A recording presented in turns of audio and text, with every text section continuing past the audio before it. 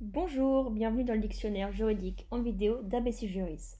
Aujourd'hui, je vais vous présenter la Charte des droits fondamentaux en droit de l'Union européenne.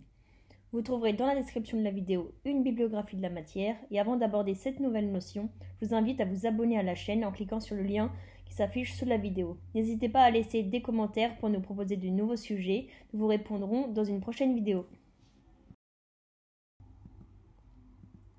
Parlons maintenant de la Charte des droits fondamentaux de l'Union européenne.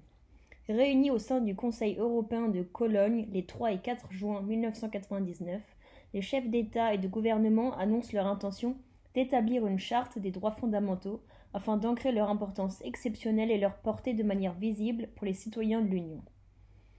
La Charte des droits fondamentaux de l'Union européenne a été proclamée le 7 décembre 2000 lors du Conseil européen de Nice. Il s'agit d'un texte unique qui constitue le réceptacle des valeurs fondamentales de l'Union européenne qui n'avait auparavant que le statut de principes généraux du droit.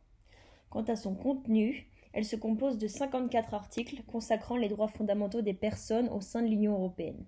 Ceux-ci sont répartis entre 6 valeurs individuelles et collectives, constituant le socle de la construction européenne, à savoir la dignité, la liberté, l'égalité, la solidarité, la citoyenneté et la justice. La Charte des droits fondamentaux de l'Union européenne a pour objectif de faire valoir et respecter un espace de civilisation fondé sur des valeurs communes propres à l'identité européenne.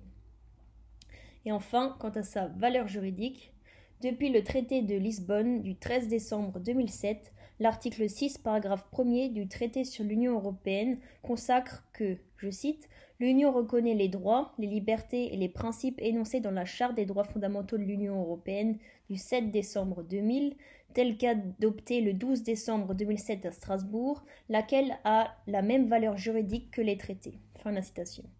La Charte des droits fondamentaux de l'Union européenne s'impose aux institutions qui l'ont proclamée et aux organes de l'Union européenne dans le respect du principe de subsidiarité, mais aussi aux États membres lorsqu'ils mettent en œuvre le droit de l'Union. Article 51 de la Charte. Elle est donc désormais contraignante pour les États membres et tout citoyen peut s'en prévaloir en cas de non-respect de ces droits par un texte européen. À noter qu'à l'origine et jusqu'au traité de Lisbonne, la Charte des droits fondamentaux de l'Union européenne n'était qu'un simple accord interinstitutionnel puisqu'elle avait été proclamée par le Parlement, le Conseil et la Commission.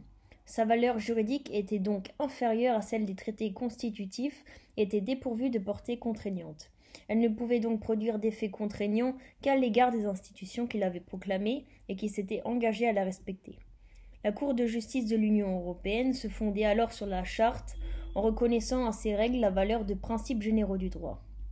Mais ça, comme je l'ai bien expliqué avant, c'était avant le traité de Lisbonne de 2007 qui a accordé à la Charte des droits fondamentaux de l'Union européenne la même valeur que les traités. Voilà, c'était la Charte des droits fondamentaux de l'Union européenne. J'espère que vous avez appris quelque chose. Laissez-moi un pouce bleu si ça vous a plu et n'hésitez pas à laisser un petit commentaire, ça fait toujours plaisir. Je vous retrouve très bientôt dans une prochaine vidéo du dictionnaire juridique.